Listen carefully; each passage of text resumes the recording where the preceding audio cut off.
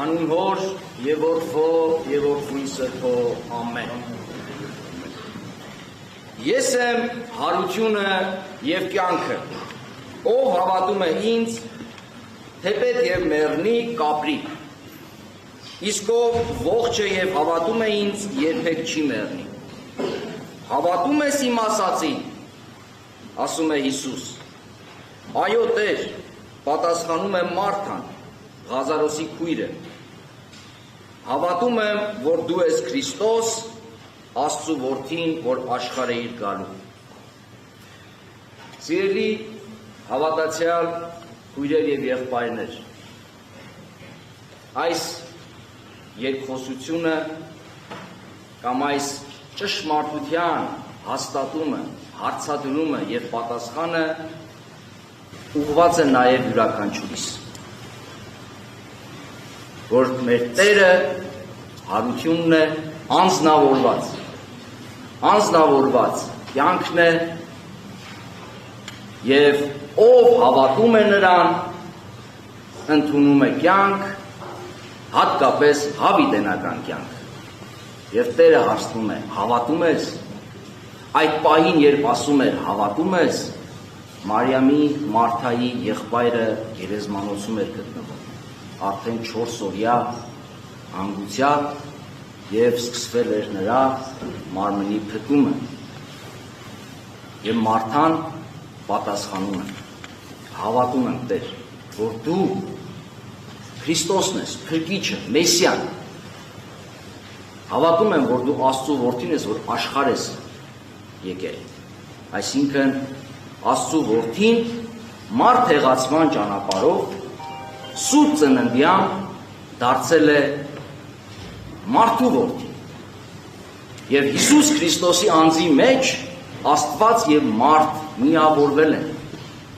անշփոթ եւ անբաժանելի, որպեսզի մենք կյանք ունենանք։ Այսօր մենք հավաքվել ենք այս հոյակապ եկեղեցում տոներու սուրբ ծննդյան, այս 8 օրեքի մեջ ենք գտնվում, այս տոնը Սուրբ ծնունդ, որը կյանքի հաղթանակն է, ինչպես յուրաքանչյուր մանկան ծնունդ, որովհետև մեր կյանքը աչքի են գնում մահվան ծննդյան այս հերթականությամբ եւ հաջորդականությամբ, եւ ամեն անգամ, երբ մենք ծնունդ ենք ունենում, մեր կյանքը լցվում է ուրախությամբ, լցվում է հույսով, լցվում է ապրելու ցանկությամբ, լցվում է բարիքով, հեռանկար է մեր աչքի առջև բացվում։ Իսկ երբ տեղի ունենում սուրբ ծնունդը, որը եզակի ծնունդ է ամբողջ մարդկության պատմության մեջ, ինչու՞, որովհետև այս ծնունդը միայն պարզ զրոյից ծնունդ չէր, այլ Աստծո որդու մարդ հեղացումն էր։ Աստված մտնում է մեր իրականության մեջ, Աստված մտնում է մեր պայմանների մեջ, հավիտենական Աստված մտնում է ժամանակի մեջ, անսահման Աստված մտնում է սահմանի մեջ, փառավոր փառքի Աստված մտնում է մեր մարդկային թշվառության մեջ, մտնում է որպեսզի բուժի մեզ, որ մեղքից վիրավոր ենք, որ մեղքով մահ կանացու ենք։ Դեռևս հին հույները, երբ մարդ էին ուզում ասել, բազմաթիվ բառեր ունեին, բայց նախընտրում էին թանատոս բառը, որ նշանակում էր հենց մահ կանացու։ Այսինքն ծննդյան մեջ արդեն մահվան իրականությունը կա։ Մենք երբ կյանք ենք ստանում մեր ծնողներից, ուր ենք գնում ի վերջո։ Գնում ենք այդ իրականություն, բայց արդյոք դա վերջին իրականությունն է։ Հիսուս ասում է ոչ, եւ ոչ միայն ասում է, այլ նաեւ իր կյանքի օրինակով է ցույց տալիս։ Հիսուս ոչ միայն ծնվում է, որպեսզի մեր փրկությունը իրականացնի, այլև անցնում է մեր կյանքի բոլոր հանգրվաններով, ապրում է մեզ նման, որպես մանուկ, ապրում է մեզ նման, որպես պատանի, ունենում է մանկան դեմ, պատանու դեմք, երբ գնում է Երուսաղեմ, չափահասի դեմք, երբ գնում է Հորդանան մկրտվելու, երբ խաչն է բարձրանում, մեր մարդկային դեմք, բայց նաև կիսում է մեր մահվան իրականությունը, ինչու, որտեղ մենք մեռնում ենք։ Կյանքը մտնում է մահվան մեջ, որպեսզի մեզ կյանք պարգևի։ Եվ հետաքրքրական են մեր եկեղեցու հայրերը, որ այսօր Սուրբ Ծննդյան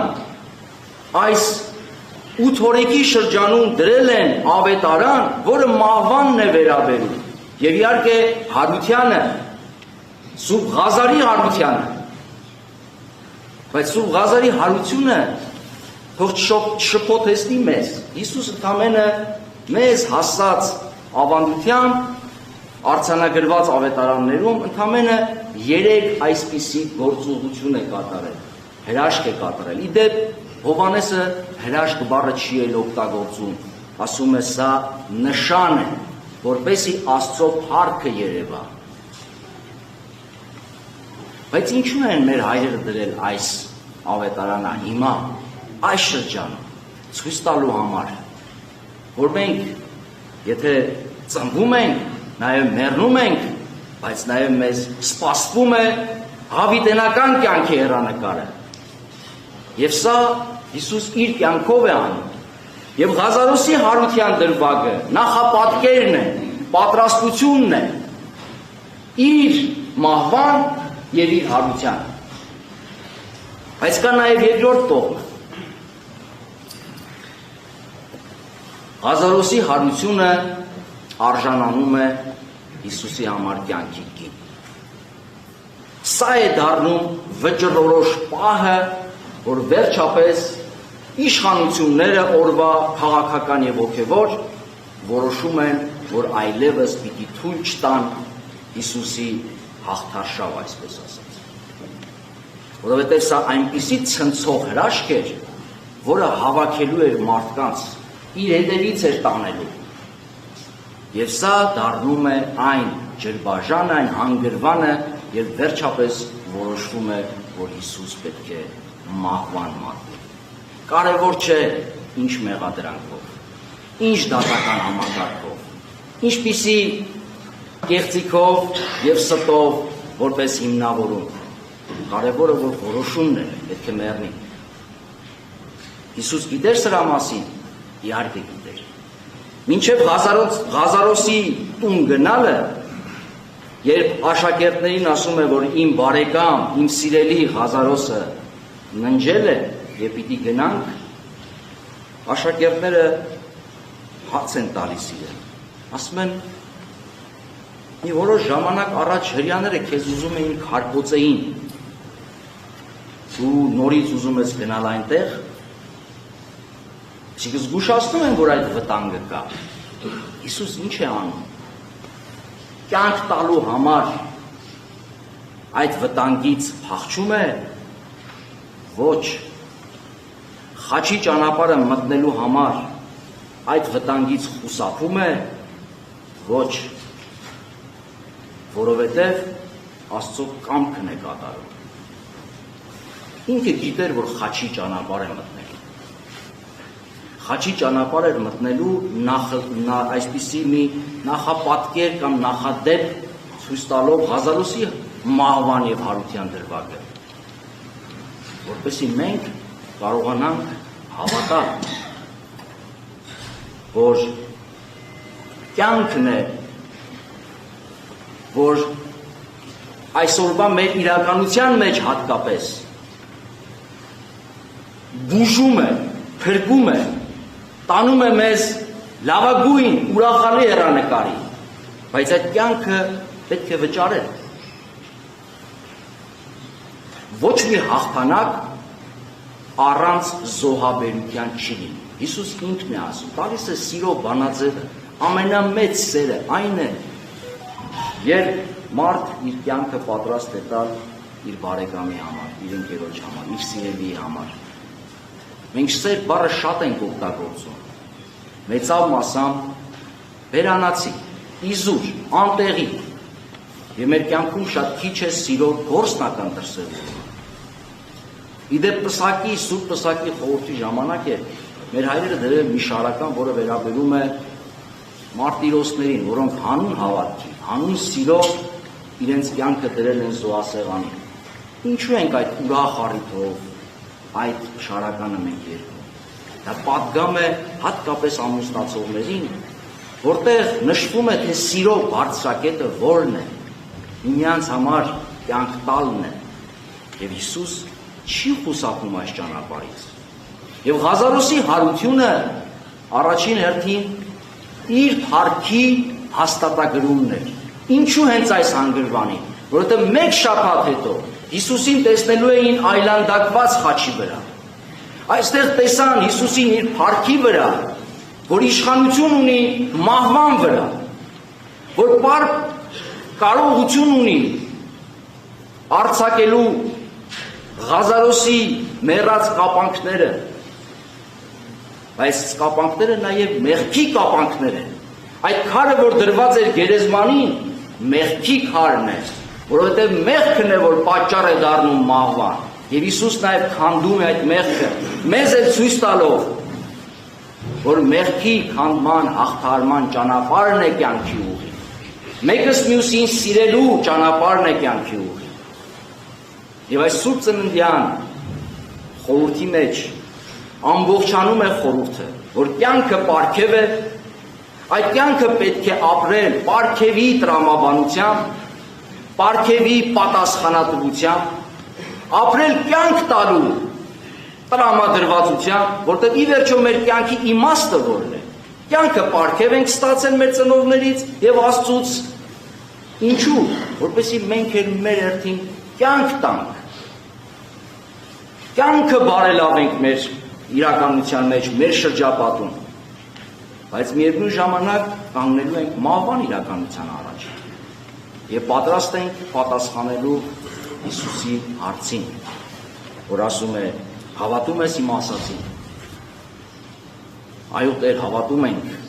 բայց որպեսզի հավատանք, մենք պիտի խոստովանենք, որ Հիսուս ինչպես Մարթան է խոստովանում, Քրիստոսն է, այսինքն Փրկիչն է, եւ խոստովանենք, որ Աստծո որդին է, Աստված է, մինչև մենք չհասնենք Աստված ճանաչողության այս մակարդակին, չենք կարող նաև հավատալ, որ նա հարությունն ու կյանքն է։ Հավատը, ինչպես սերը, որ գործնական է, ևս վերացական հասկացություն չէ։ Հավատալ Աստծուն չի նշանակում միայն հաստատել, որ Աստված գոյություն ունի։ Հավատալ Աստծուն նշանակում է նաև ապավինել նրան, հույսը դնել նրա վրա եւ ամեն մի փոքր կամ մեծ դժվարությունից չապավինել ուրիշ երևույթների, որ հետո մեր կյանքում դառնում են կուռք։ Անցնել այդ դժվարությունների միջով, ինչպես մեր Տերը անցավ։ Այո, այդ դժվարությունը կարող է նաև խաչ արժենալ։ Շատ հաճախ մենք խաչի մասին թյուր պատկերացում ունենք։ Ինչու Հիսուս խաչվեց։ Տեսեք, սիրելի քույրեր եւ եղբայրներ, շատ հետաքրքիր երկու բևեռ կա մեր Տիրոջ կյանքում՝ ծնունդ եւ մահ։ Եթե ուշադիր նայեք, կտեսնեք, որ Հիսուս ծնվեց ամենախոնար պայմաններում, մսուրի մեջ։ Եվ եթե ուշադիր նայեք, կտեսնեք, որ Հիսուս մահացավ, իր մահկանացուն կնքեց ամենադաժան մահը։ Ինչու՞։ Որպեսզի ընդգրկի ամբողջ մարդկությանը, որովից է մեկը դուրս չլինի այս փրկagorցության միջից։ Բայց խաչը միայն դա չէ։ Խաչը ծնվում է այն ժամանակ, երբ որ սերը բախվում է ատելությանը, երբ որ արդարությունը բախվում է անարդարությանը, եւ երբ որ ճշմարտությունը բախվում է կեղծիքին, արդյունքում ծնվում է խաչը։ Հիսուս անձնավորված սերն է, անձնավորված արդարությունն է եւ անձնավորված ճշմարտությունը, ինչպես ինքն է ասում։ Եվ Հիսուս չէր կարող չխաչվել, որովհետեւ մարդկության մեջ բոլոր ժամանակներում օբյեկտիվ իրականություն է մեր իսկ մեղքի հետևանքով ատելության, կեղծիքի եւ անարդարության իրապետումը։ Եվ եթե այս իրավիճակում, այս պայմաններում մեկը ուզում է իրապես Հիսուսին հետևի, հետևապես ապրել սիրո, ճշմարտության Եվ արդարության կյանք ինքը չի կարող չբախվել հակառակ իրականության, ինչից եւ ծնվում է խաչը։ Մերն է ընտրությունը, որովհետեւ խաչողներն են մեր կյանքում, ապրողները, ապրում։ Ուրեմն այսօր իմ կյանքում, ինչպես մեր Տիրոջ այս դրվագում է ասվում, զգուշացում կա։ Գնում ես, որ քարկոծվես, իմ առջև դրվեց այդ ընտրությունը։ Դուք գիտեք, որ ես երկար տարիներ որպես վարդապետ, որպես համեստ վարդապետ, փորձել եմ իմ գիտելիքների չափով քարոզել, բացատրել, ճիշտ, սխալ, մարդկանց փոխանցել խաղաղություն, հանգստություն, բացել մարդկանց միտքը, բայց առաջին հերթին իմ միտքը, իմ հոգին սնուցել, իմ սիրտը սնուցել։ Եվ շատ եմ խոսել խաչի մասին, շատ եմ խոսել փորձությունների մասին, շատ եմ խոսել հալածանքների մասին, մեր Տիրոջ օրինակով ցույց տալով։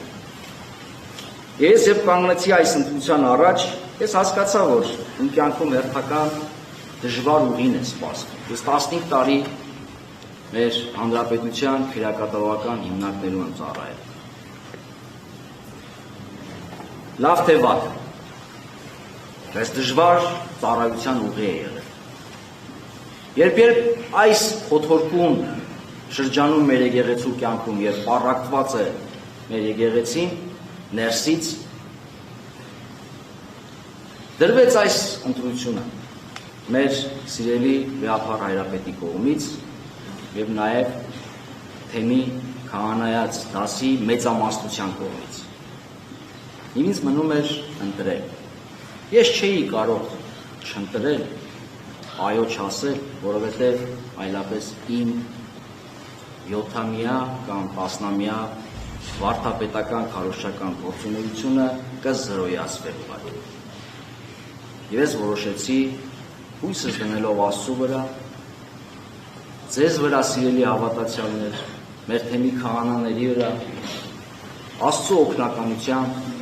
գալ Մասյացօգնի թեմ ծառայելու, հոգևոր եկեղեցական գործունեություն ծավալելու, առանց ինտրիգների եւ առանց մարդկային գերակշռող հատկությունների, որն է պառակտումը, ատելությունը, հանսարկությունը եւ այլն։ Սիրելիներ, եկել եմ ծառայել եւ ակնկալում եմ ձեր աղոթքը, անկեղծ աղոթքը եւ հավատ ունեմ, որ Տերը կօգնի, ինչ էլ լինի, ես կհնազանդվեմ իր կամքի առջև։ Քրիստոս ծնավ եւ հայտնեց։ Մեզ